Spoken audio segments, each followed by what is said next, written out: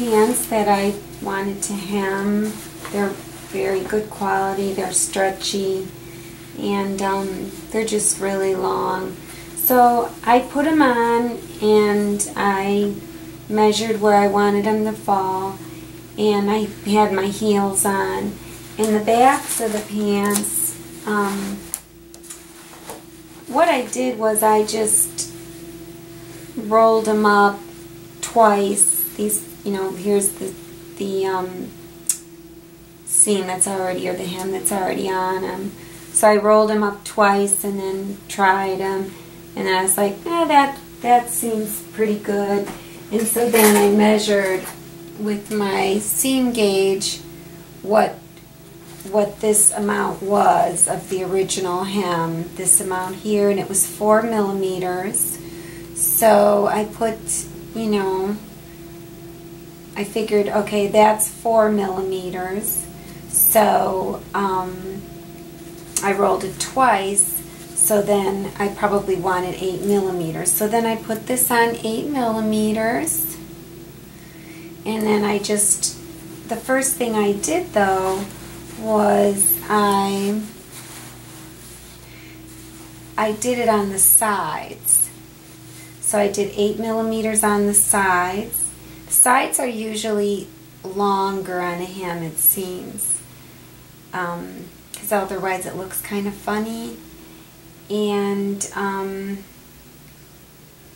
so I measured one side and pinned it right at the seam, matching my seam lines, and then I did that to the other side and matched the seams at 8 millimeters. But what I noticed was when you're wearing high heels, the back of the pants, okay, so this is the back, I wanted it to come a little higher because I wanted it to show the heel a little bit. So you'll notice that this is just slightly higher than the 8 millimeter, not even by much, because I couldn't really get it up too much higher without messing everything up. And then, but the front, I actually wanted a little lower than 8 millimeters because I kind of didn't want it flip-flopping around. I know that's probably the style now to have it short in front, but so I went, looks like 1/8 of an inch higher than 8 millimeters on the front. So I just kind of, you know, scrunched it down a little. So that's kind of how I did it. So what I'm going to do now is I'm going to take it to the ironing board and I'm going to iron this because that's where I want it, and I want to make it real crisp before I cut, because I'm going to cut this band off after I iron it, and then this is going to be my new seam, or new width of my hem. So I'm going to iron this, then I'm going to cut this off, then I'm going to serge the raw edge, just serge it so it's pretty. But I don't have a serger, so I'm going to use my M foot on my Janome and do like an overcast. And then after that, I'm going to use my blind hem foot and hem them. So I'll be right back. I'm going to go iron this first. Okay, so I ironed them. And so now I'm just moving the pins down so that I can cut that band off. I'm just going to keep my pins in for right now.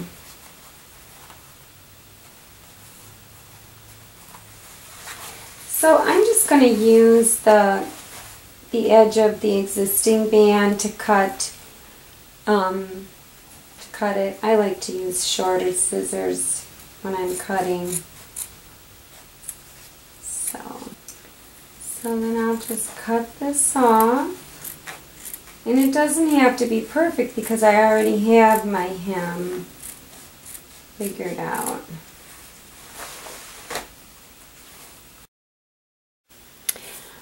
Okay, so I trimmed it all up, and So now I'm just going to take the pins out because I want to serge or overcast or overlock. And I want to finish this edge. So to finish this edge, and I'm going to finish it on the right side of the fabric, so when it's folded, that's the top, that's the part that you'll see is the right side of the fabric. If you look inside. So I'm going to do it like this and go all the way around. So I have to put in my, it's called the M foot, and it's I think it is called an overlock foot, but it's got an M on it. It's Janome. And what's going to happen is there's a little black, let's see, there's this little black bar that kind of sticks out. You can see how it sticks out, and that's going to rest up against the edge. So what you do is, when it's on the machine, it rests on the edge, and that's how you glide. You just glide down that edge. It's your guide. Okay, so mode 2, number 13. Well, that's good, because then that's a good overcast stitch. That is really a good stitch. That's telling me to use M. So 13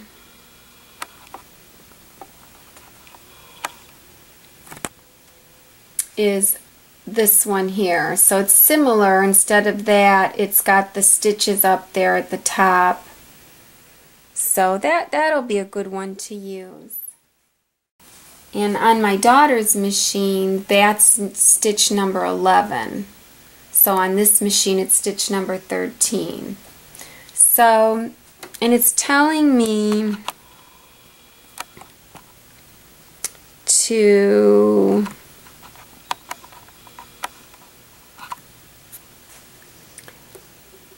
use my tension between 6 and 8, so I'm just going to put it on 6.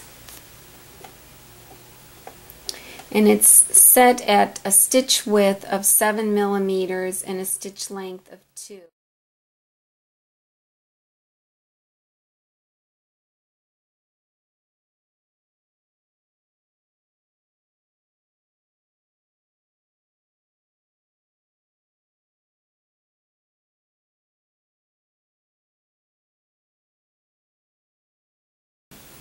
So I'm going to just start then,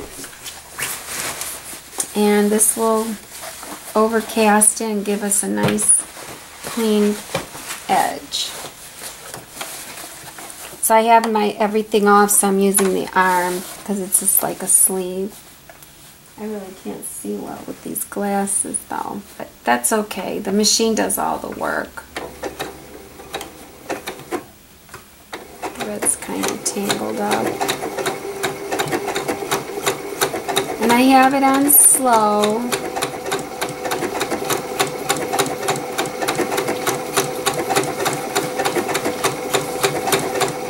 So I'm just basically guiding it. I'm not doing anything. I'm just letting the feet feed it. And start going a little faster.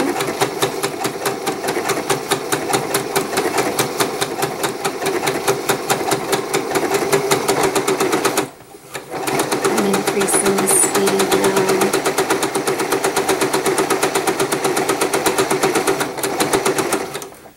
now. When I get here, I just want to make sure that feeds under. Sometimes I take my awl and just kind of stick it under there just to make sure.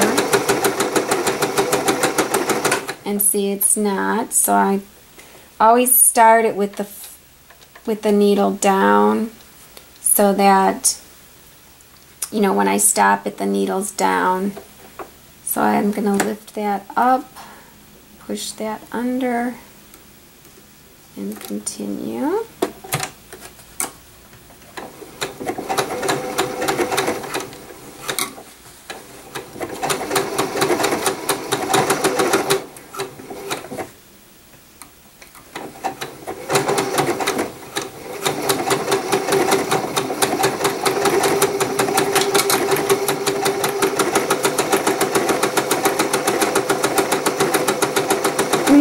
ripply like that, it's kind of okay. You don't want to stretch it. Just kind of turn it a little. I see how I've got it turned.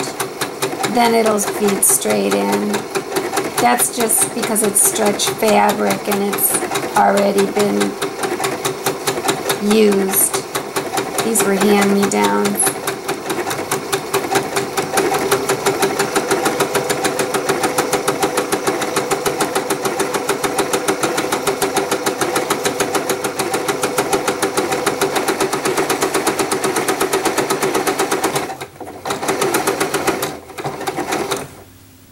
So now we're coming to this.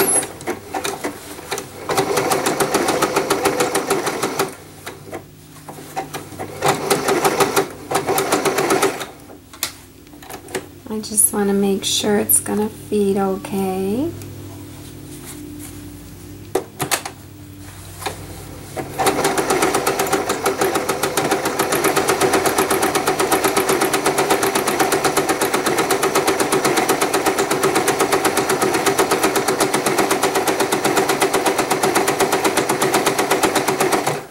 So then for this, if you want to know when you're at the end, you could take your chalk and you could mark a line right here, out here, so you can see when you're at the end. Or you could put a pin, you know, just out there, so you know when this reaches the needle. Either or.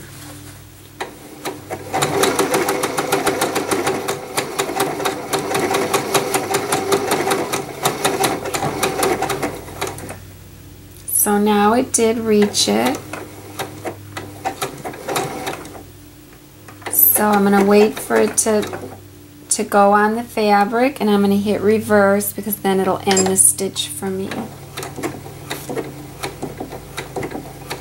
So it did the locking stitch. So you just hold the foot pedal down while it does that, and then lift it up, and we're done with this one. Now, I don't know if you can use, if I could use the other stitches with foot M, but I'm pretty sure you can. Like, I could try it. A lot of times you have to go like this a little bit to pull it out when you're done, because it gets caught in these little bars.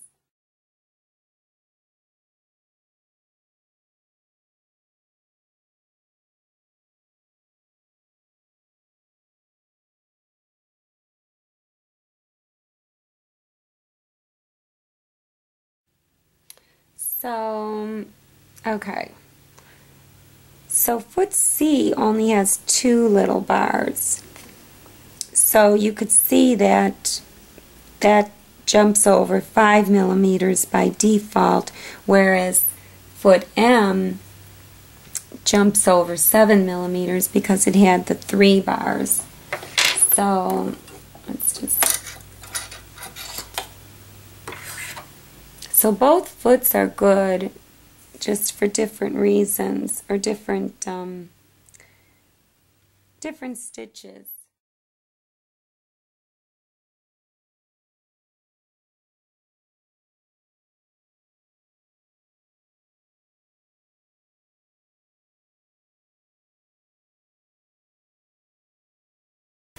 So for stitch number 11, then you could use this M foot.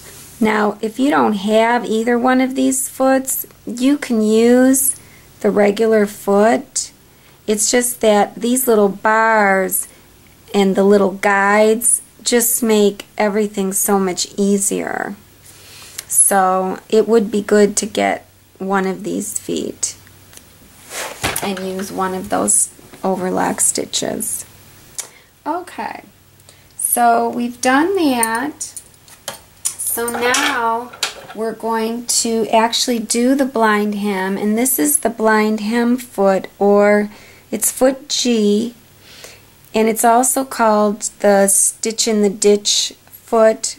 Quilters use it because they line up this little black bar right in the seam, and you just guide your fabric if you had a seam.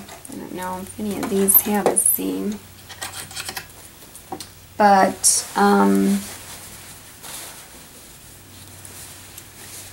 like here, I don't know if you could see this. It's not really a seam, but you would just guide the fabric along there, and that would be your guide. It would just really fit in there, and you'd have a nice straight stitch over onto the right of that. Say if you wanted to do a nice top stitch, this foot is invaluable for that. So we'll go ahead and put that in, and I'm just going to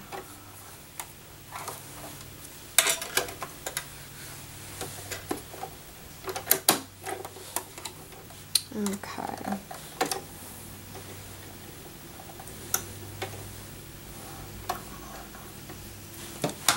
Use my awl for this.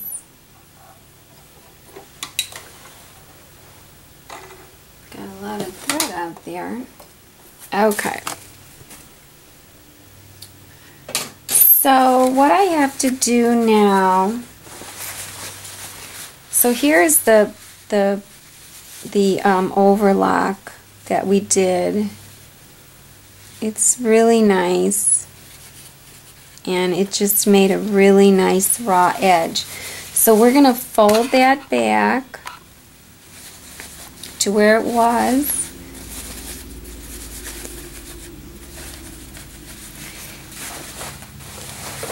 And now this is the tricky part.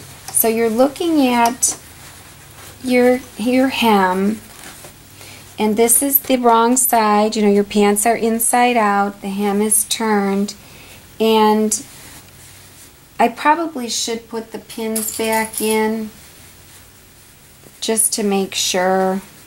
I'll just put them like halfway just so we don't have any problems. So the pins are back in, and the pants are still inside out. And so what you want to do is you want to take this. Now you don't have to worry because this is your hem. This is your finished length. So that's not going to change. But you take this and you push it all back inside. All of it.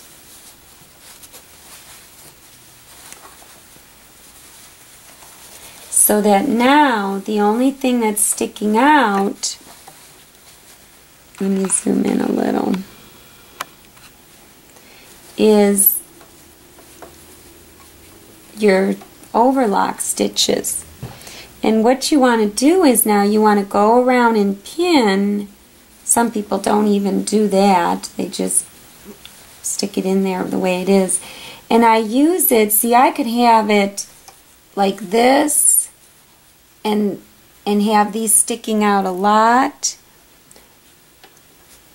And what's going to happen with the overlock, it's going to jump over and catch just a hair thread here, and then run a couple of straight stitches, then catch a hair, run a couple straight, catch a hair, run a couple straight. But what's nice about serging is you don't really want all of this, you know, free. You want to get as much of this serge stuck in there as you can. So what you can do is you can use this as your guide to where you want to. So you can actually go like this and just have a little bit of the overlock stitches showing. So now when it does your straight stitch, it's going to do it like halfway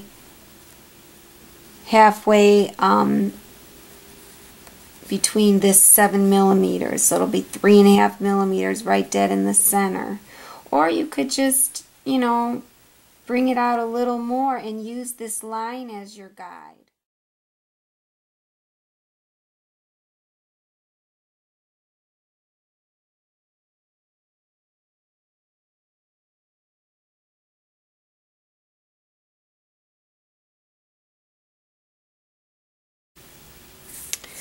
So then, so I'm just going to use this now as a guide, and I'm going to do the two seams, or the side seams first.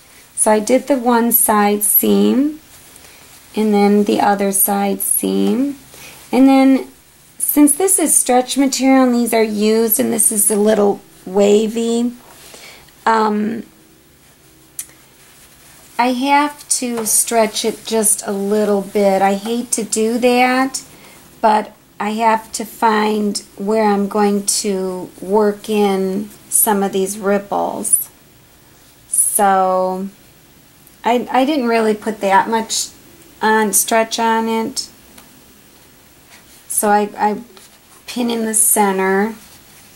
Actually, I don't want to have to take my pins out, so I'm putting them far away.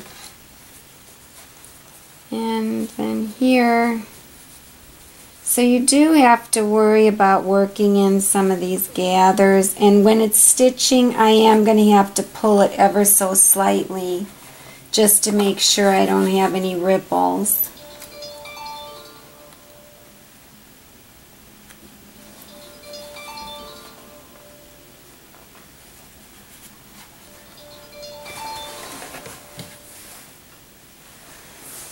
So then I'll do the same thing on this side, and I'll pin it.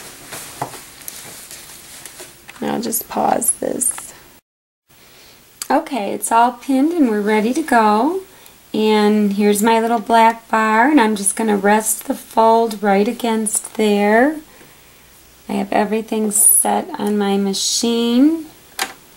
So I'm pretty sure it's going to stitch out just the way I want. This is the inside seam here, so I'm starting just ahead of it so that I could kind of run fast over it. Hopefully it's not going to cause me too many problems. I am going to take my pin out before I get there.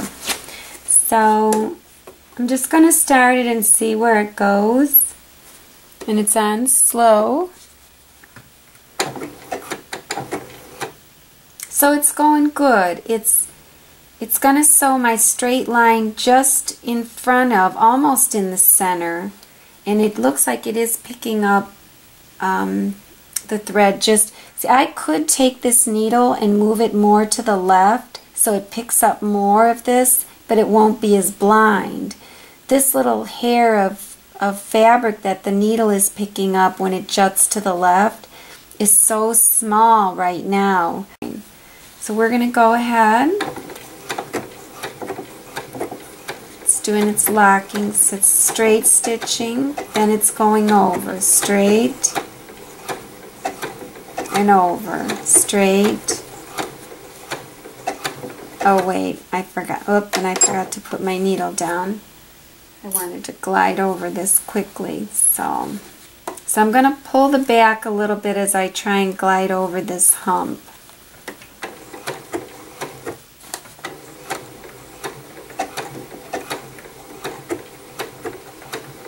I am tugging a little over this hump, not a lot.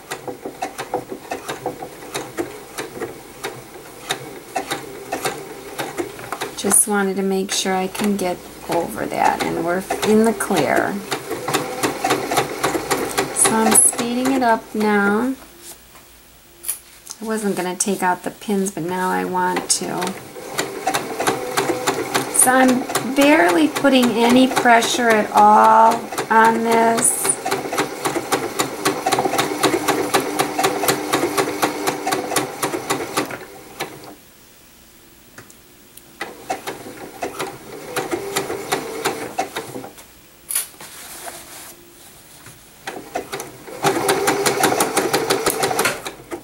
Oops. Oh, look, I forgot to take a pin out. You want to make sure you get all those other ones out. See, that's why this foot is so good, this stitch in the ditch foot. It is invaluable. It makes this hemming so easy and professional.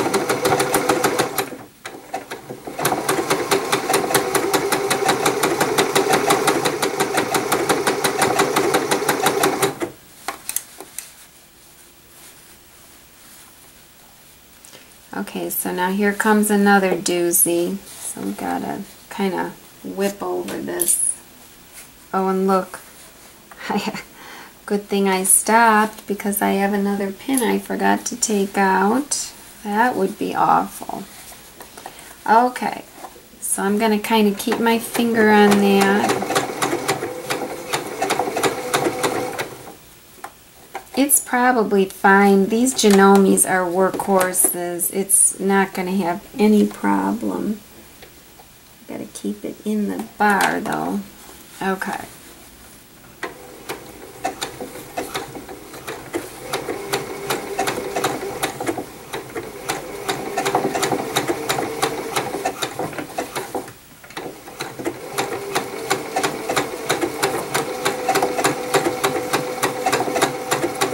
Now here's where it was kind of ripply.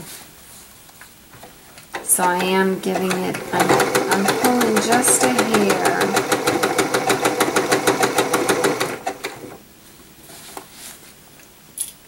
And I'm already to the front. So that wasn't bad at all.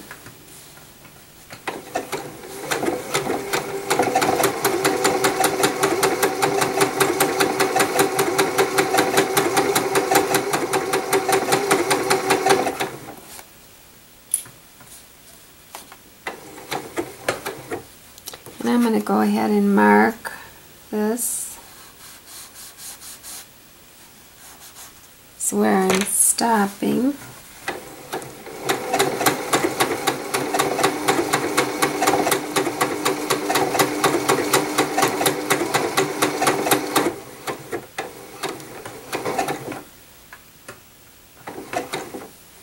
So I stopped it while it was on this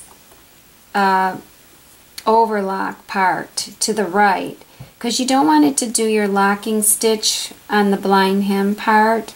So now it's stopped there. I'm going to press the back stitch button once and hold the foot pedal down, and it did its locking stitch. Lift the needle up, and this is the same thing. You got to sometimes you have to jiggle it to take it out. Cut your threads.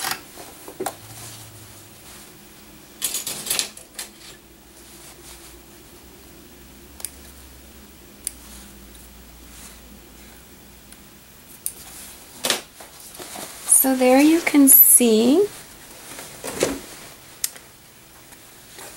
I don't know if you can see how it kind of, you can see the little stitches, how it kind of came over and grabbed a little bit and then did a straight stitch, grabbed a little bit, did a straight stitch, grabbed. And now we just pull it back out. Remember, this was our original hem. And if you look on the back, there's your blind hem. Now see, that was at 0.6, the default. And you can see it. I can see that. You know, I used the wrong, that thread looks brown against here.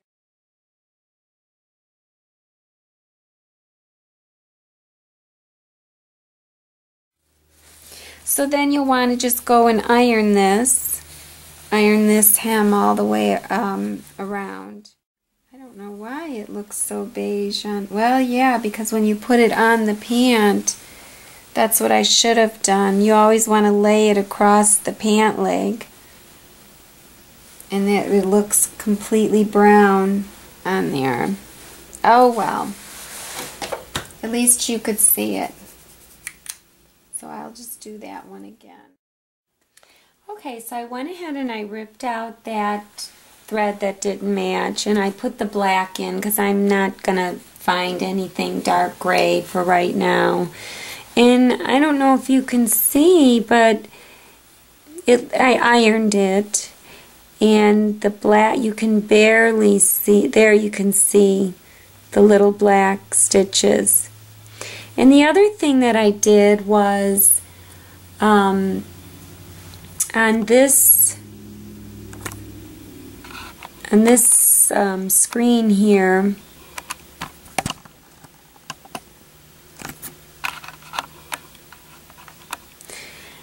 I changed the stitch length to 2.5 because I always use 2.5. I have my machine set, even my straight stitch, I have the default set to 2.5. I don't think you need a 2 millimeter stitch on this. Maybe for seams you would need a 2 millimeter stitch. And then I also changed the stitch width where it jumps from left to right to 0.4 instead of 0.6, because now when it jumps to the left, it doesn't jump as far, so it doesn't make as big of a stitch. The stitch is actually smaller, the blind part is smaller, and then it doesn't jump to the right as far either. And the other thing I noticed, what I did wrong the first time, if you recall on the overlock, when we did the overlocking stitch, they said to set the tension from 6 to 8. Well, I forgot to reset my tension on top. So we really saw that thread even more so because the tension was up so high and it was kind of too tight and just not a relaxed look. So this tension is calling for between 1 and 4.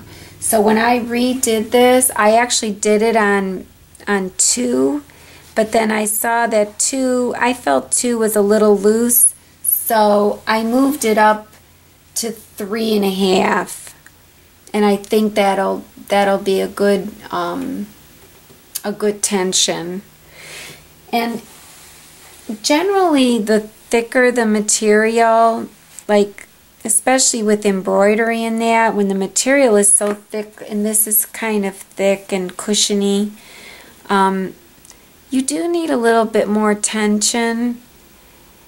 Otherwise it just won't pull all the layers together. So I'm going to go up to 3.5 then for the next one. It's not going to make that big of a difference. So, but I think that looks really good. And even though it's black, I mean, you really can't see it that much unless you get the angle right. So here you can see them on linoleum. I think you can see them. I have been wanting to hem these for so long. So they look pretty good. I can go out now. And when I walk, you can see that I have pumps on, but they're not, you know, too short.